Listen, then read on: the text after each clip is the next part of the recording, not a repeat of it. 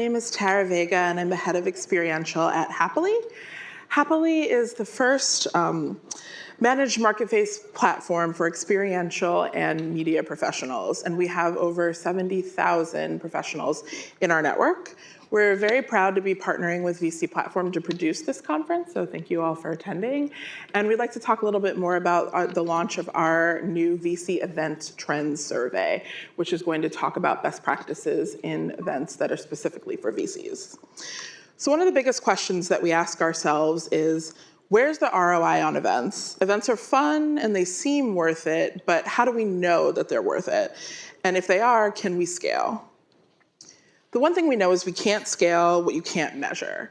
So even though 85% of people are more likely to make a purchase after having an interaction with a brand, it's tough to believe in the power of events without the data to back it up. We found in this survey that VC firms are lacking in data. In our VC Events Trends report, 100% of our respondents believe that data tracking is important, but when you look at the majority of folks, they're not tracking any actionable event data.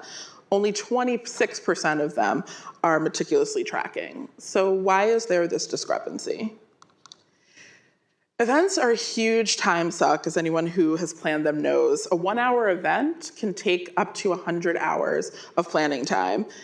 And the majority of platform members spend a lot of time planning their events. 44% of them are spending more than 26% of time organizing events. But then when you look at how much time they want to be spending organizing events, it is much less. They would love to be spending less than 25% of their time. So for this event that you're here at today, we had over 30 team members who put in more than 1,000 hours to plan this.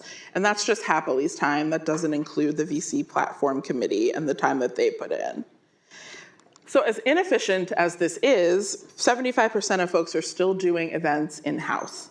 And 92% of our respondents said that they were going to do either the same amount or more events in 2024. So the number of events is growing and it's not slowing down, even though it's inefficient and there's a lot of blind spots. Events truly are that powerful. So what exactly are we measuring? Oddly enough, not what we want to measure. So when we asked folks what metrics they were looking at with their events, they told us they were measuring conversations, NPS, and leads. But then when you asked them what they actually wanted to be measuring, they wanted to measure ROI and brand and leads as well. So I think most people are measuring what they think is easiest to measure, not exactly what they want to measure. But the best thing to do as you're scaling your events is to pick the one metric that truly matters to you. So this is Tom. I'm sure you remember him from MySpace, friends with everyone. And he's kind of a cautionary tale about picking the one metric that matters to you. So when you're scaling, focusing on one metric is important. So MySpace, they had the market advantage. They had been in this social media space for much longer. But when Facebook came around, they opted to focus on one metric. All they cared about was the like button. They wanted everybody to smash those likes. But unfortunately, MySpace was worried about many different metrics, and they ended up getting caught up in the churn, and that's why nobody is currently on MySpace. So what is the one metric that matters to you?